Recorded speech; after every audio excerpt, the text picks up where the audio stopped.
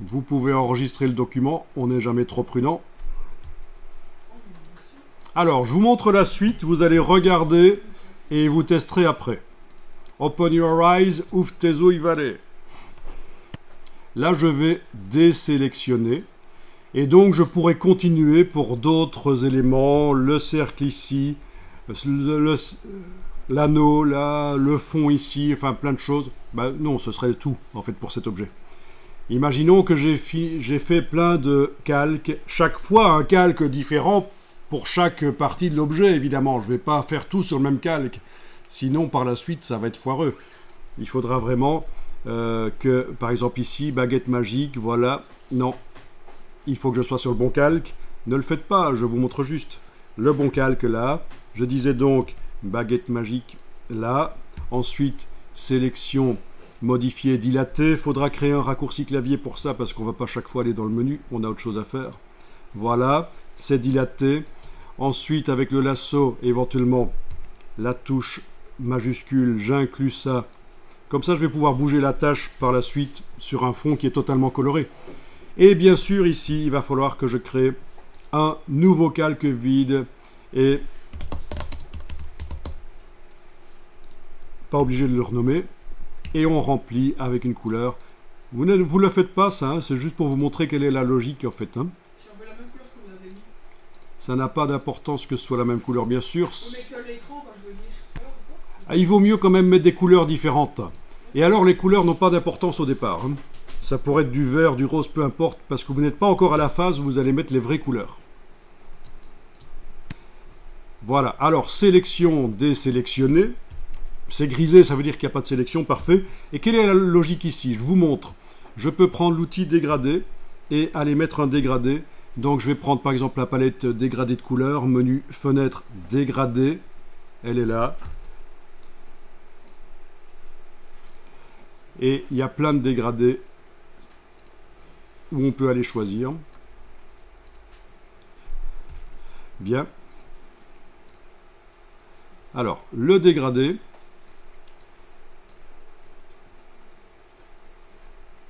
Bien sûr, il m'a mis ça. C'est pas ce que je voulais. Le dégradé. Vous allez pouvoir tester aussi. Allez-y, sur votre calque qui contient la zone de l'écran. Sélection, désélectionner, vous n'avez plus de sélection. Si vous tracez avec l'outil dégradé, alors le problème c'est que parfois quand on choisit un dégradé là, il vous fait un calque de dégradé et ça ne nous intéresse pas. Donc je le jette. Là je veux le faire manuellement, je trace. Voilà le dégradé qui est totalement sur le calque de l'écran. Vous avez pu voir, vous annulez si vous voulez. Ok, je vais essayer avec un dégradé dans les oranges là.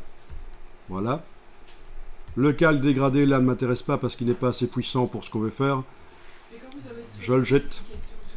Et donc avec l'outil dégradé, on clique, on garde enfoncé, on bouge, on trace et voilà. Et ça met le dégradé sur la totalité du calque. C'est pas bien ça. Donc la suite, vous regardez, vous testez après. J'annule. Je vous montre qu'il y a une possibilité de verrouiller la transparence d'un calque. Donc je n'ai aucune sélection active. Je ne m'amuse plus avec des sélections. Mais je peux dire, tiens, parmi tous les verrouillages ici, on a le verrouillage total du calque.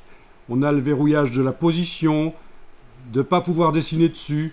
Et on a le verrouillage de la transparence. Et si je fais ça et que je trace maintenant mon dégradé, il ne va que là où il y a déjà des pixels.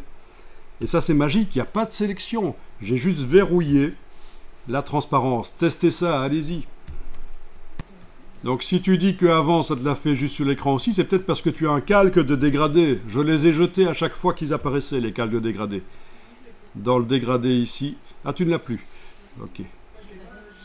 Voilà. Les calques de dégradé, ils ne m'intéressent pas.